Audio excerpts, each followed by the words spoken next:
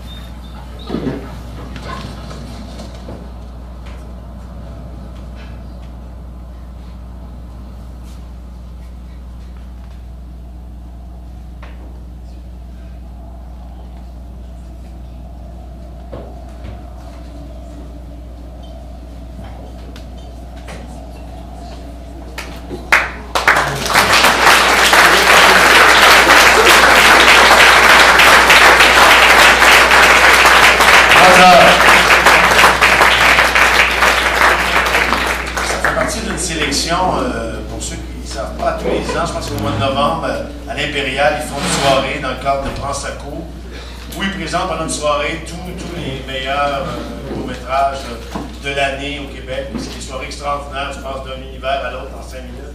C'est vraiment des soirées exceptionnelles. Oui, il faut que je me tasse un peu, on a besoin d'espace. L'idée de J'aime ma langue dans ta bouche est née en fait d'un fantasme. Non, mais c'est vrai. À force, tu sais, bon, de militer, de faire des trucs dans la rue, de se faire traiter de xénophobe, de raciste, de fermé, de obtus, de tricoté serré par les anglophones de gazettes et un peu partout, je me suis dit, il me semble que si on trouvait des tableaux qui chantaient du Offenbach, ça voudrait dire quelque chose sur ce qu'est le Québec aujourd'hui. Malheureusement, j'en ai pas trouvé des tamouls qui chantent du Offenbach. J'ai trouvé encore mieux un groupe de tamouls qui chantent du Serge Fiori. Ce sont nos prochains invités. C'est le groupe Ananda Prasad. On est en train de s'installer en ce moment.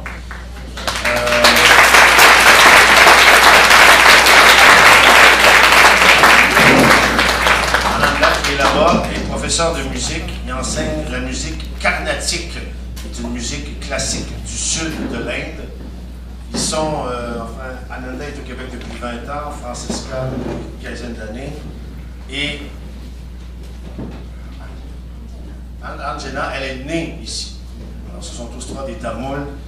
Vous allez voir, vous allez vivre quelque chose d'exceptionnel. Ananda Prasad.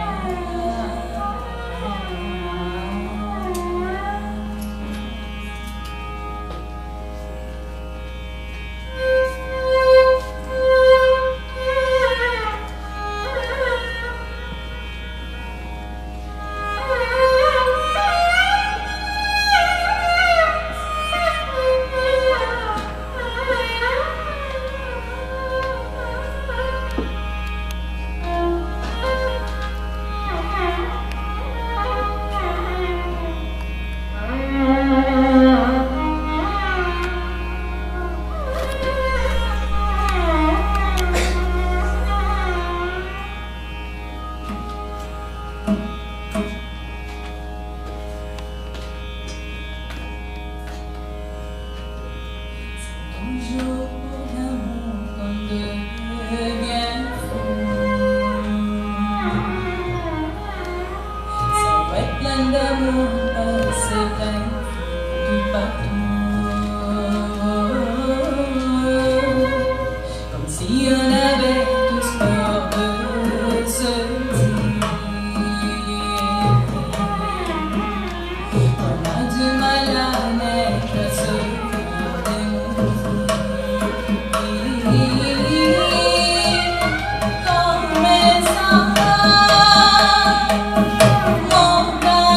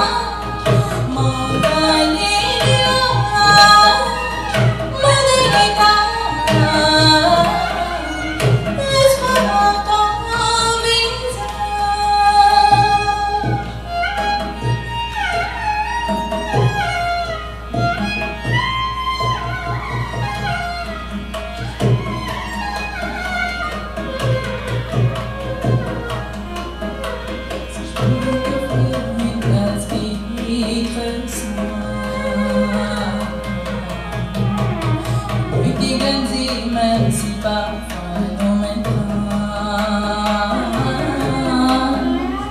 La première fois, l'hiver, c'est moins.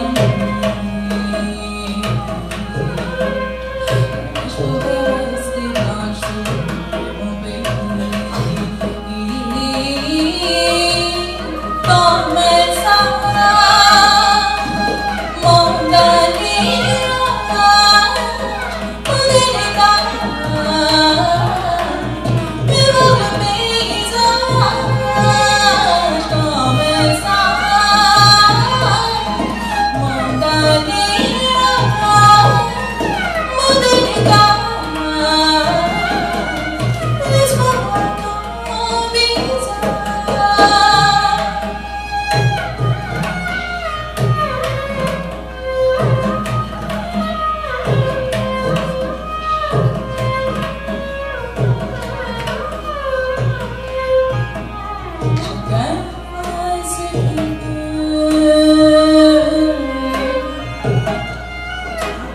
Même si le courant nous crève les yeux,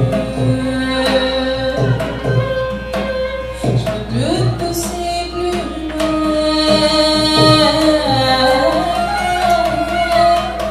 Comme si je vais tromper, tu me dis t'es prêt,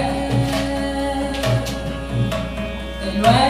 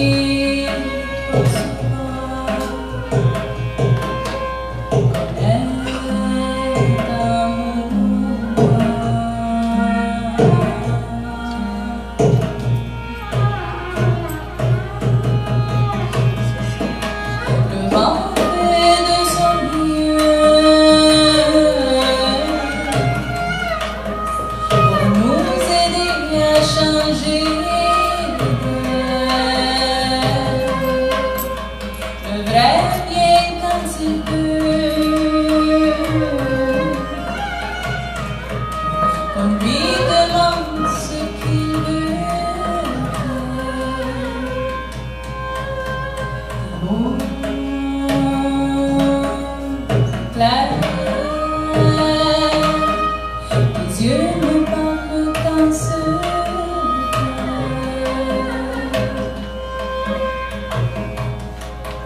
C'est bon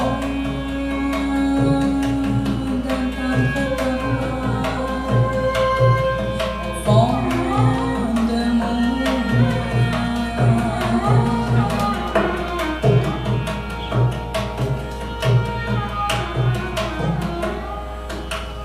pousse quelqu'un pour voyager dans des péchés où il a peur de déranger, comme s'il était seul à tout changer. Cette volée de l'amour n'a jamais existé.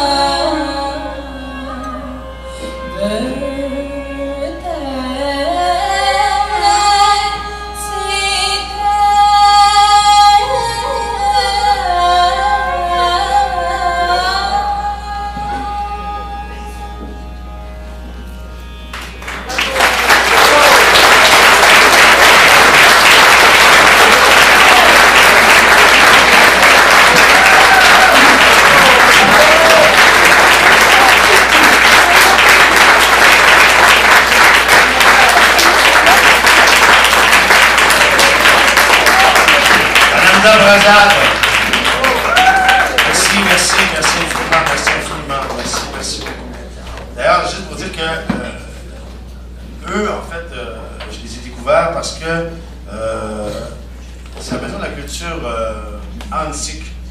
Une dame là-bas assez exceptionnelle, qui est la directrice de la Maison de la Culture, qui à tous les ans organise une soirée qui s'intitule Des mots sur mesure. Elle prend des groupes comme ça, des communautés culturelles, qui n'ont pas l'habitude de chanter en français dans leur pratique régulière. Elle leur donne 2 tunes du répertoire québécois. Une, paroles et musique, et l'autre, juste les paroles.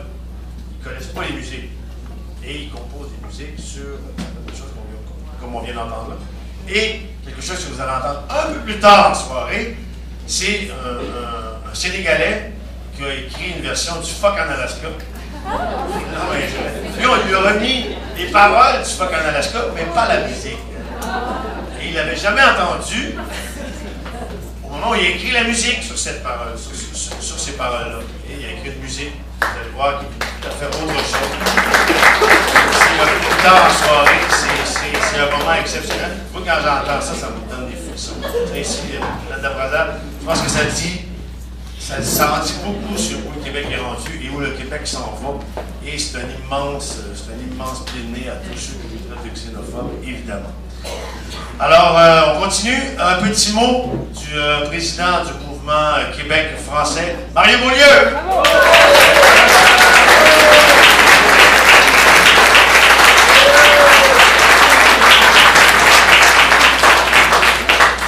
J'aime ma langue dans ta bouche. Elle rassemble toutes les citoyennes et tous les citoyens qui ont le Québec comme patrie, d'où qu'ils viennent, de quelle couleur qu'ils soient. Elle nous permet de nous parler et de nous comprendre, de bâtir notre solidarité. Elle transmet notre histoire et notre culture et elle forge notre avenir. Elle se transforme par toutes nos expériences. Elle n'est pas meilleure que les autres, mais elle nous représente. Elle est unique au monde. Et comme toutes les autres langues, elle cache un trésor. Mes ancêtres ont combattu férocement pour elle. Je l'aime assez pour affronter toutes les insultes, toutes les lois fédérales et la Cour suprême. On voudrait nous faire croire qu'avoir une langue commune nous referme sur nous-mêmes, mais c'est faux. Elle nous ouvre sur les autres. Quand on répond en anglais à quelqu'un parce qu'il a un accent, on l'exclut de l'espace public francophone. La langue française est le bien commun de tous les Québécois. Elle n'exclut personne. Elle accueille les gens de partout et leur ouvre la porte de ma nation. Jean-Claude Germain a dit « Avant d'habiter un pays, on habite une langue. Une langue qui définit cet espace et qui lui donne un sens à ce territoire. Mais la langue sans la culture, c'est une erreur de la nature. Ma langue s'accorde avec les langues des autres peuples. Tant qu'un peuple garde sa langue, il garde les clés de sa liberté. Bravo.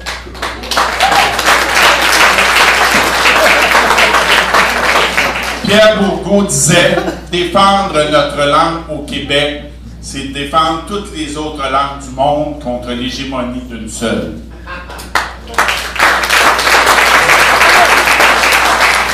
Notre langue est un antidote à la pensée unique du marchandage mondial. Elle est diversité en Amérique. C'est bon pour un individu de connaître plusieurs langues. C'est bon pour un territoire d'avoir une langue commune, une langue qui nous unit dans un même endroit, comme l'anglais dans le reste du Canada et aux États-Unis, l'italien en Italie, le japonais au Japon, le néerlandais en Flandre belge, et peut-être un jour, le catalan en Catalogne, le français au Québec, le kabyle en Kabylie, et le tibétain au Tibet.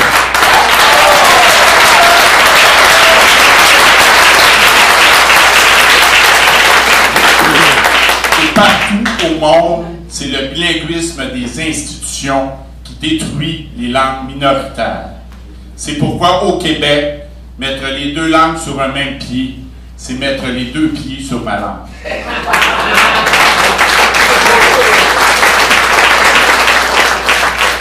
J'aime ma langue dans ta bouche, je t'aime du fond de mon humanité.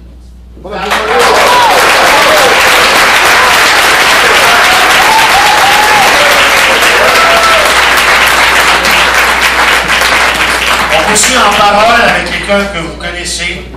Tout le monde connaît en fait au Québec, ça fait partie de notre paysage télévisuel depuis enfin, on ne va pas dire d'années. On l'avait vu dans Rumeur, dans 30 vies, dans L'Auberge du Chien Noir, dans La vie, maintenant dans O. Elle a accepté d'emblée de venir ce soir faire un petit coup de texte. Linda Johnson.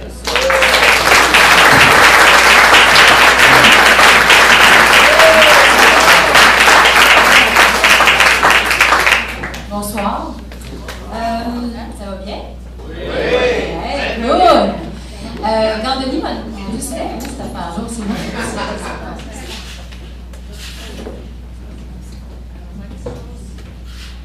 Comme ça.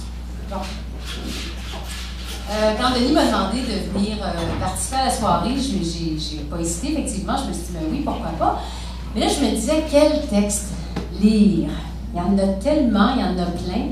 Et là, je me suis dit, je pourrais lire tel roman, je pourrais lire un extrait de ci, de ça, en tout cas. Fait que je me suis cassé un peu les ménages. Et finalement, il est arrivé une anecdote cette semaine qui a fait en sorte que le texte de ce soir s'est comme un peu imposé, en tout cas tout seul. Pour faire une histoire longue courte, j'ai une amie qui, son frère est décédé subitement à 47 ans d'un arrêt cardio-respiratoire. Et ce matin, c'était les funérailles. Et on parlait de ce gars-là de 47 ans qui avait beaucoup misé dans sa vie sur le travail, beaucoup le travail, en ne cultivant pas beaucoup ses amitiés, ses amours, sa famille. Et je ne sais pas pourquoi, mais j'ai comme pensé à ce texte-là, pas parce que ça parle de mort, pas du tout, mais parce que, en fait, le personnage ressemblait un peu à ce qu'on était en train de décrire de ce gars-là. Et d'une certaine façon, c'est aussi une façon de rendre hommage à... C'est un texte de Marcel Dubé, qui est un dramaturge qui est né ici, à Montréal, en 1930, qui est plus connu pour ses pièces de théâtre comme Les Beaux Dimanches ou Un simple soldat, entre autres. Mais l'extrait que je vais vous lire ce soir, c'est un extrait de Virginie, qui est une pièce de théâtre un peu moins connue, qui a écrit en 1968, mais qui, malgré ses 45 ans, n'a pas vieilli tant que ça, finalement. Alors, voilà. Alors, je vous lis l'extrait. Je vous situe, en fait, l'extrait que je vais vous lire, comme je ne vous lirai pas la pièce au complet, ça serait bien trop long. Alors, je vous situe un peu l'extrait. Virginie a passé sa vie... Je vais mettre mes lunettes, ça va aller bien mieux. C'est comme ça, on arrive tous à cet âge-là, à un moment donné. Alors, voilà. Alors, Virginie a passé sa vie à soigner son père. Elle travaille pour Charles, un homme riche, peu cultivé, profitant des femmes et dont la vie conjugale a été gâchée par son égoïsme. Tous deux s'attacheront l'un à l'autre, mais leurs routes ne se croiseront jamais.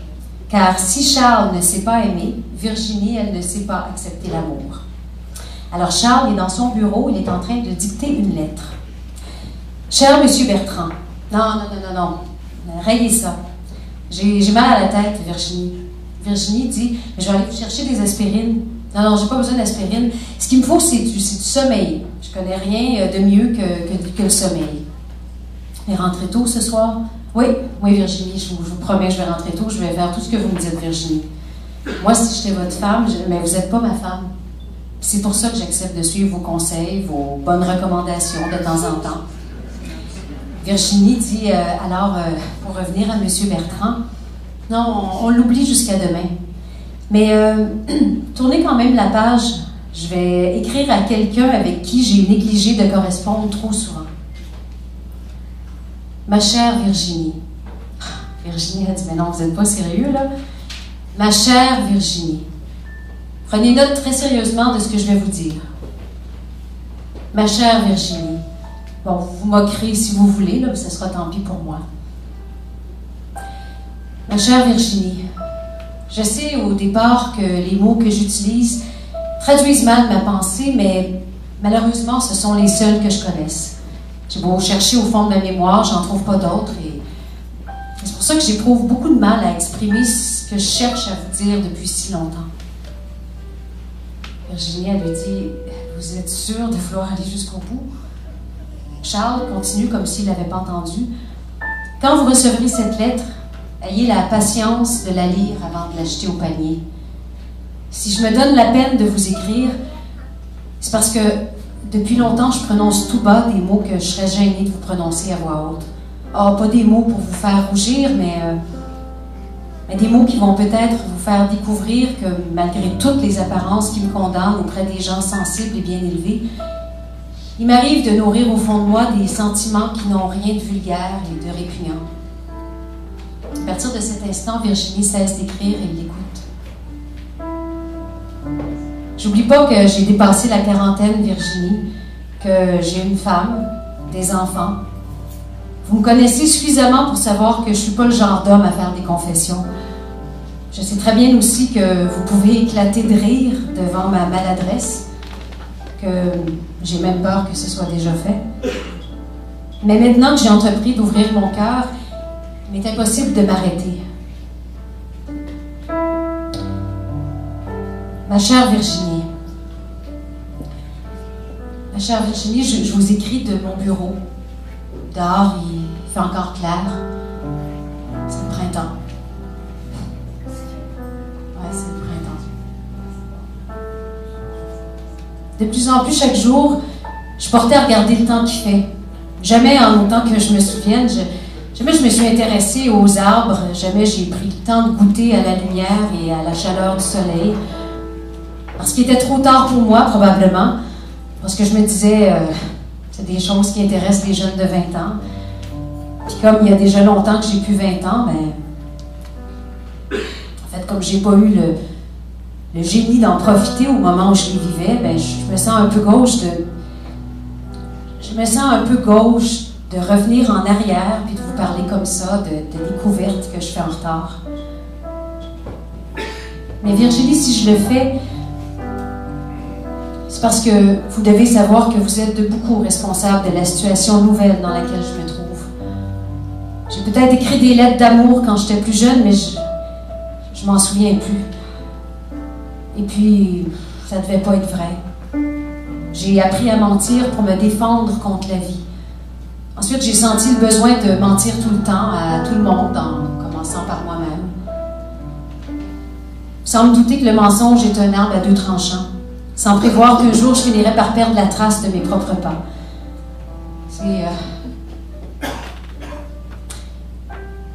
C'est vous, Virginie, qui m'avez ouvert les yeux. Puis je voudrais savoir, pour l'amour de Dieu, je voudrais savoir pourquoi vous l'avez fait. Pourquoi vous êtes venue si tard. Ma chère Virginie. Ma chère Virginie, je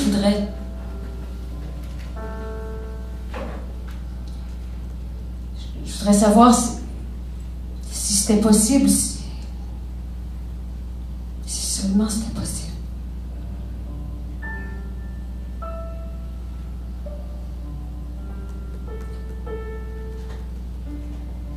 Virginie décide de terminer la lettre, mais en son propre nom. Elle continue les paroles de Charles en disant: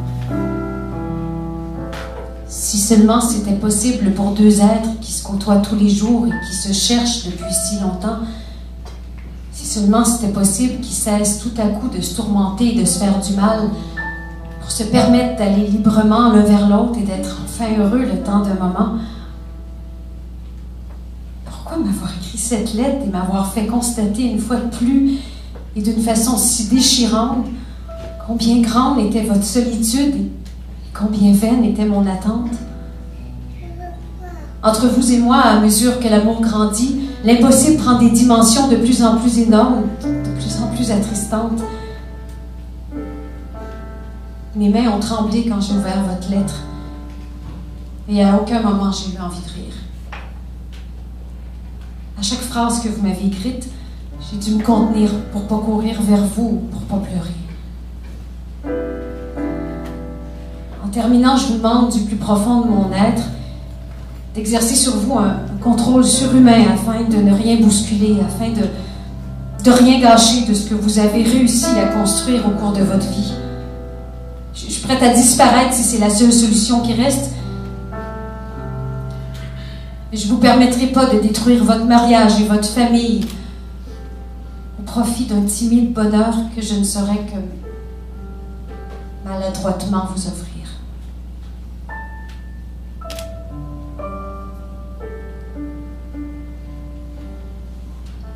Charles se tourne vers Virginie et lui dit: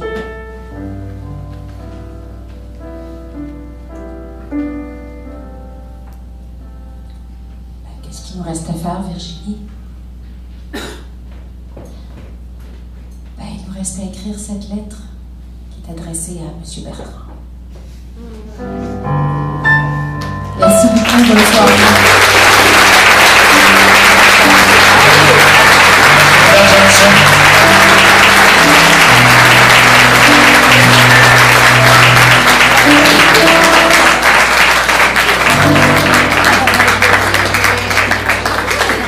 C'est une promenade à travers beaucoup de tonalités, beaucoup de saveurs qui viennent d'ailleurs, mais c'est aussi une promenade à travers les émotions ce soir. Vous allez bien? Oui. Trouvez-vous passer une bonne soirée? Oui. Restez avec nous. C'est des soirées qui sont construites sur la longueur, qui se goûtent en douceur. C'est long, mais c'est comme un marathon. Il reste encore des surprises extraordinaires devant nous, comme ce qui s'en vient là. Donc on repart de Virginie et on s'en va à Istanbul. Duo turco, Ismail Fancioglu et Didem Bachar. Ils sont tous les deux nés en Turquie. Ismail a commencé à jouer de l'oud, à l'âge de 13 ans. Ils ont tous les deux étudié le chant à l'université d'Istanbul. C'est là d'ailleurs qu'ils se sont rencontrés, mais ils sont une équipe musicale, mais ils ne sont pas un couple dans la vie. Au Québec, ils sont au Québec depuis 2001. Ismail a travaillé entre autres avec le Cirque du Soleil. Didem joue d'un instrument qui s'appelle, au nom imprononçable en français, qui est le Kanoun. Alors, je vous les présente. Ismail Fancioglu, Didem Bachar, duo turco.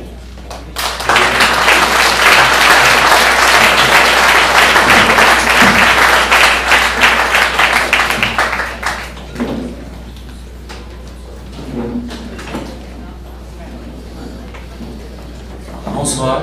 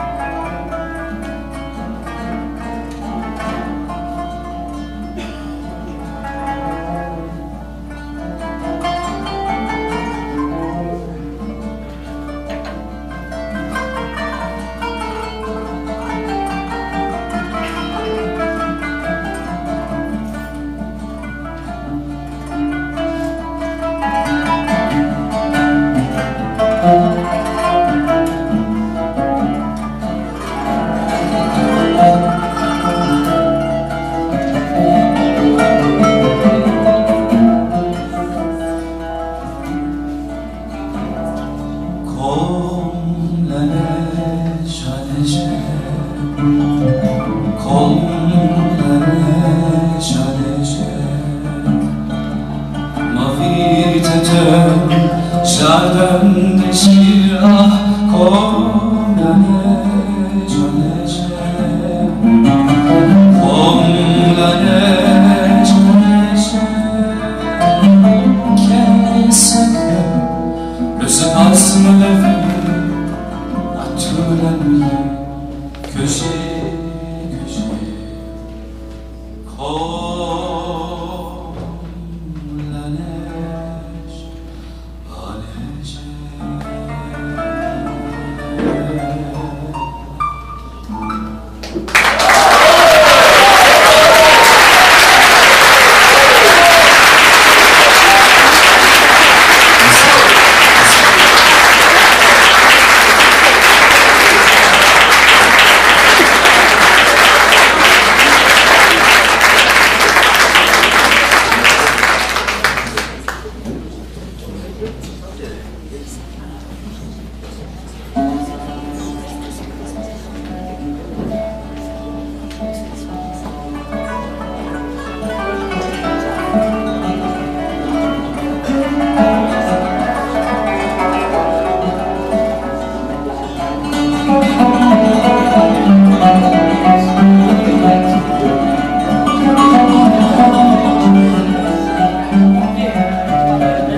J'étais un gire et le cœur s'étend, me voilà avec Ola. Elle chavirait la volée perdue dans ton regard. Tant perdu à terre le tien, et tendre la main flamme. Frontières disparaissent de par tes mains, et moi de mes soleils.